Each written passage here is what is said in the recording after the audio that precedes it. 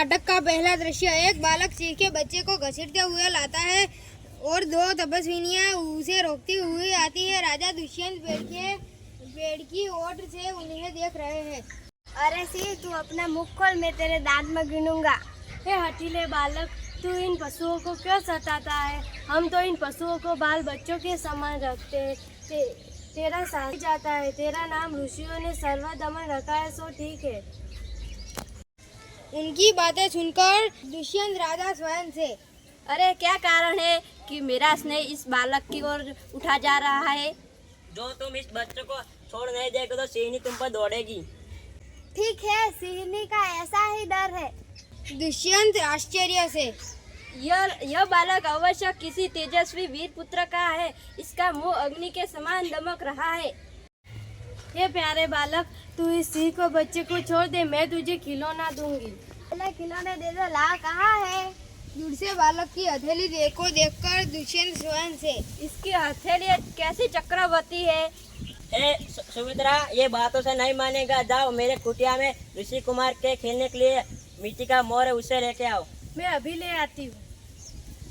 तब तक मैं किसी बच्चे के साथ खेलूंगा। दुष्यंत आप मेरा मन इस बालक से खेलने का कर रहा है। क्यों रे ठीक, मेरी बात सुनता क्यों नहीं? कोई है इधर ऋषि कुमार जो सिंह को बच्चे को छुड़ाए? महात्मा आप आओ और सिंह के बच्चे को छुड़ाओ।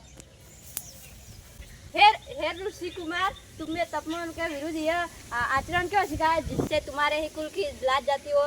ये तो अच्छी बात नहीं है। बच्चे ने सिंह के बच्चे को छोड़ दिया।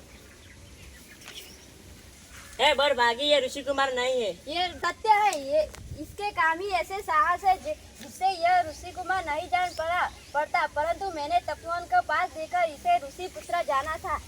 बच्चे की हथेली को अपने हाथ में लेकर दुष्यंत राजा स्वयं से, हाथ सुनने से मुझे इतना सुकून होता है, तो जिस बड़बाकी का यह बेटा है उसे कितना हर्ष होता होगा।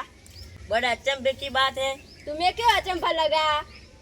बालक की और तुम्हारी सोच बहुत मिलती जुलती है। तुम्हें ना पहचाने, तुम्हारी बात मान ली। बच्चे को गोद में उठाकर, ये तपस्वी, ये ऋषि कुमार नहीं है तो किस वंश का है? ये पूर्ववंशी है। दुष्यंत स्वयं से, इसलिए इसकी सूरत मुझसे मिलती है। पूर्ववर्षियों में यह रीति तो निश्चित है कि युवा अवस्था में महलों में रहकर पृथ्वी की रक्षा करते हैं और पालन करते हैं। वृद्धावस्था में आश्रम में वृक्षों के नीचे कुटी बनाकर रहते हैं। देवता जैसे शक्ति वाला और निडर भला साध मनुष्य का बेटा कैसे हो सकता है? हे परदेशी, तेरा संदेश जब मिट जाएगा, जब तू जान लेगा कि इसकी माँ अप्सरा मेनका की बेटी है। यह तो बड़े आनंद की बात सुनाई। यह किस राजा की पत्नी है? जिस राजा ने अपनी पत्नी को बीजा अपराध को छोड़ दिया, उस राजा का मैं नाम नहीं लूंगा। यह कथा तो मुझ पर लगती है। भला अब मैं इसकी माता का नाम पूछूं? पहली तपस्विनी मिट्टी का मोर लेकर आई। हे सर्वदमन, ये शंकुच तो लावण्य देख। कहाँ है शकुलता मेरी माता? का नहीं है, ये सर्वदम कई मिट्टी का मोर है। इसकी माँ मेरी ही प्यारी शकुंतला है या इस नाव की दूसरी वो कोई और? मोर बहुत अच्छा लगता है। खिलौना ले लेता है। ओ बालक की बाह से रक्षाबंधन कहाँ गया? घबराओ मत, जब यह नहर से खेल रहा था तब गिर गया था, सो वह पड़ा। अरे अरे मत उठाओ ना, मत छूना उसे। इसने तो उठा लिया।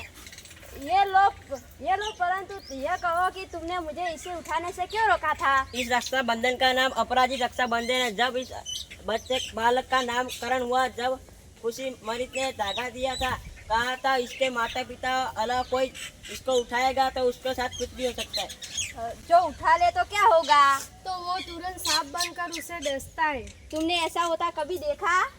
अनेक बार। तो अब मेरा मनोरथ पूरा हुआ, मैं क्यों आनंद न बनाऊं? बाहर